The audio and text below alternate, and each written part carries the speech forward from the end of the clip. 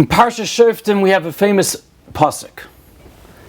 And this verse is Tamim Tiyeh im Hashem Elokecha. We shall be complete with Hashem our God, your God, which is who we're referring to all of us, as we should have this feeling of perfection and walk properly in His ways. How do we attain this feeling of contentment, of perfection, of living with Hashem? So I remember a while ago, I was davening Ma'ariv, praying the evening tefillah, and I noticed someone was davening off their phone, which is fine. But the difference in this case was that his phone was being charged to the outlet on the side of the wall. And he's davening with the wire attached and he's plugged in. And I was thinking to myself afterwards of how we realize how we have two options.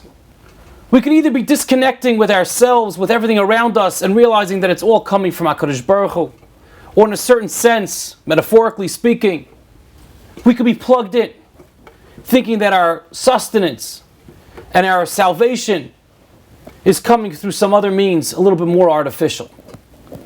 This individual, of course, that wasn't intent. His intent was, of course, to daven to Hashem, which hopefully he was.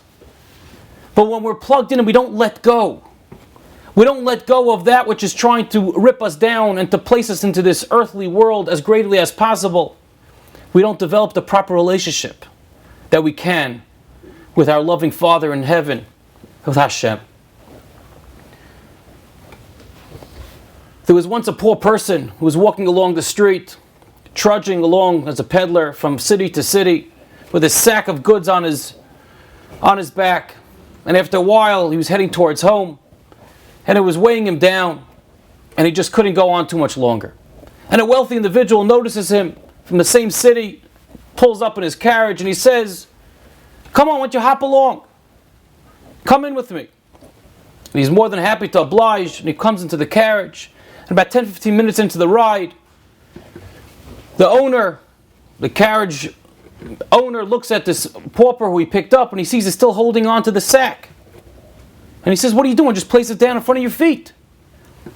And the poor person, turns to me and says, "I'm happy enough that you gave me a ride, but you don't have to give my sack a ride as well."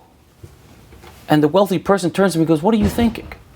He goes, if I'm carrying you already, and you're holding on to the sack, then I'm carrying both of you. Just place it down and make life easier for yourself. And of course, that's a parable to ourselves, to our own lives. How we know we wake up every morning, and we thank Hashem for our health, and for our family, and for our life, and for the shelter that we live in, and for everything that goes on. But yet all of a sudden, when it starts coming to business, or to this issue, and to that issue, we have to start doing uber ishtadlus, and uber efforts of how to get to what we need to, over the norm. Why? It's the same Hashem. Hashem who lets us breathe. Hashem who gives us billions of miracles a day just to sustain us, just so that we could see, so that we could hear, so that we could feel, so that we could smell, so that we could taste, so that we could experience the beauty in this world. Billions of nisim, of miracles that are going on daily. And yet we second guess Hashem, so to speak. If I'd only have to harass this person a little bit more to get this deal, or if I only push this person a little bit more, or flatter this individual to get this result, that I have to take care of. That's me. And Hashem says, "Foolish one, I have you in my car already. I have you in my carriage. I'm driving you. You think it makes a difference if I'm driving you with holding your sack, without holding your sack? Just put down the bag. Leave it on me." That's true bitachon. When we come to that realization, we come to that understanding that Tamim Tiyeh Hashem Elokecha. Hashem is perfect. Hashem's in charge. Hashem's in control. We're in the greatest of hands. We're living with the Rebbeinu Shalom. We're living with Him. And when we finally understand and we give it there, we imbibe that on the feeling in ourselves that we're living with Hashem and He's carrying us with everything that we come with, that's when we start living fully. That's when we start living accordingly. When one lives with Tamim Tiyeh Hashem Elokecha, but we were